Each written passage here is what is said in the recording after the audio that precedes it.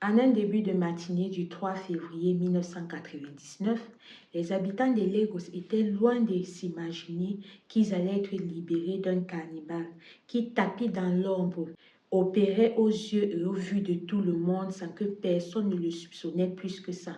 Découvrons ensemble l'histoire de Clifford le cannibale.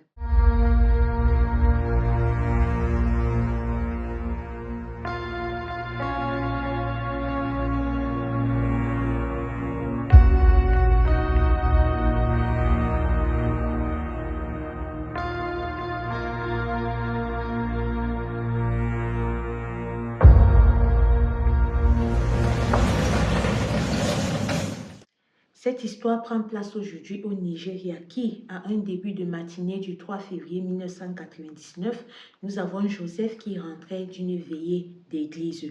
Retenez bien ceci parce que ça aura toute son importance à la suite de l'histoire. En rentrant de sa veillée d'église le matin, il a décidé, sur son trajet qui l'amenait à passer sur un pont, de chanter une musique religieuse. Alors il s'est mis à chanter. Au bout d'un moment, il a constaté que, en plus de sa voix, il y avait une deuxième voix qui l'écoutait. Il se retourne, il regarde à gauche, il regarde à droite, il regarde même derrière lui, il ne voit personne. Il constate qu'il est seul sur la route, mais pourtant, il écoute toujours cette voix-là. Il a décidé de prendre une minute de silence. En prenant une minute de silence, voilà, pour essayer de comprendre d'où est-ce que vient la voix, il se rend compte que la voix vient en dessous du pont sur lequel il est en train de marcher. Ayant constaté que c'est une voix de femme et sachant bien que sur ce pont-là vivait un fou, il s'est dit sans doute qu'elle était en danger. C'est ainsi qu'il a décidé de descendre pour regarder ce qui se passait sur le pont. Quand il arrive sur le pont, il était dispersé entre peur et curiosité, mais ne faisant qu'écouter cette voix-là qui chantait et avec un air un peu triste et pleurant, voilà, il a décidé d'avancer. Quand il avance, il se rend compte que où il localise la voie, il y a un repère construit avec des pneus de voiture. Alors, en même temps qu'il est en train d'avancer un peu plus que ça, il hume l'odeur de la chair UU, donc des gens comme vous et moi. Il hume cette odeur-là. Il se demande que, mais qu'est-ce qui se passe ici? Prenant peur pour sa vie, voilà, il a décidé qu'il va remonter à la surface pour alerter les gens de ce qu'il a senti là en bas. Alors, quand il part alerter les gens et que les gens reviennent, c'est ainsi qu'il décide de poursuivre où est-ce que Joseph s'était arrêté. Plus ils avançaient, plus ils voyaient devant eux se dessiner ce qui était en train de griller sur le feu. Il s'agissait de ceci, de ceci, de ceci, de ceci, des personnes qui étaient déjà comme ça. Alors, quand ils voient ça, c'est comme ça que certains d'entre eux décident d'aller alerter la police et d'autres partent encore alerter d'autres personnes pour venir, pour qu'il y ait un maximum de personnes. Notons qu'à ce moment-là, dans le repère du fou, le fou en question nommé Clifford n'était pas là. On suppose peut-être qu'il était sorti pour aller, je sais pas, aux toilettes. On suppose qu'il était sorti pour aller faire un petit tour ou alors, plus encore, pour aller acheter des épices pour sa viande de vous et moi qui était au feu. Quand les gens ont constaté cela et qu'ils ont cherché Clifford un peu de partout, ils ont vu que Clifford n'était pas dans son repère. C'est comme ça qu'on a mandaté d'autres personnes d'ouvrir vraiment les yeux. Si on voit Clifford venir, il ne faudrait pas qu'il les échappe. Il faudrait qu'il les explique le pourquoi, du comment est-ce que se trouvaient ces choses-là chez lui, dans son repère et qui est en train de crier sur le feu. Pendant que d'autres personnes étaient en train de guetter la venue de Clifford, voilà, qui se sont un peu plus rapprochés, ils ont commencé à détruire un peu de partout le repère. Ils ont trouvé plusieurs personnes comme vous et moi qui étaient déjà partis depuis et dont leurs membres commençaient déjà à sentir. Au vu de loin, on a vu Clifford. Clifford, avant qu'il ne voie les gens l'avaient déjà vu. C'est comme ça qu'en voulant s'enfuir, plusieurs personnes se sont dirigées pour l'arrêter.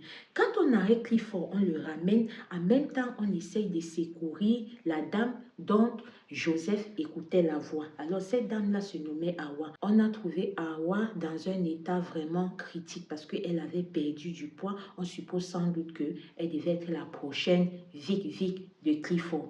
C'est ainsi qu'on a pris Awa, on a amené à l'hôpital, mais qui vraiment n'a pas pu survivre et elle a RIP.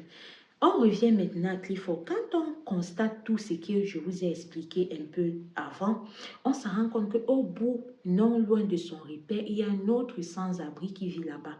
C'est là où les gens ont commencé à se questionner que, mais si on a retrouvé chez Clifford ce que je vous ai expliqué là, ça veut dire que sans doute ce sans-abri-là est au courant.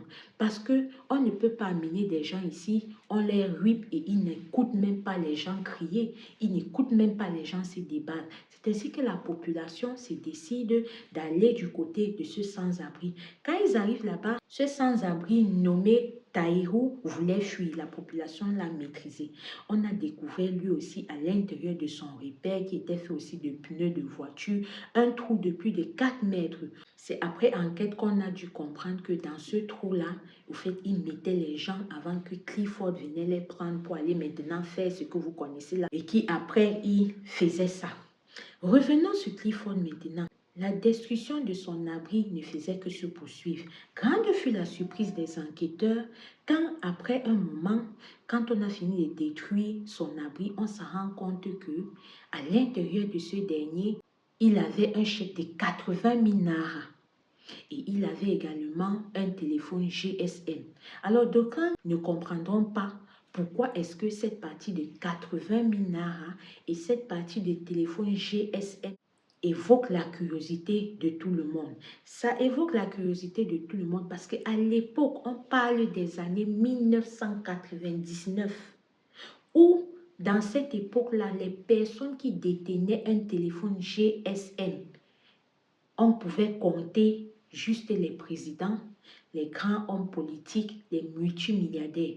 Alors, vous conviendrez avec moi que ce fut vraiment la stupéfaction au vu de tout ce que... Mais comment est-ce que Clifford, qui était connu pour certains comme un fou qui perdait la tête et pour d'autres comme un vendeur de rasoirs au marché, se retrouve en possession d'un chèque de 80 000 naira en 1900, ouais, et d'un téléphone GSM.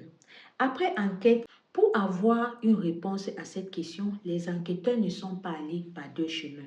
Ils ont directement questionné Clifford pour savoir la prévenance de ces deux choses nommées un peu plus tôt.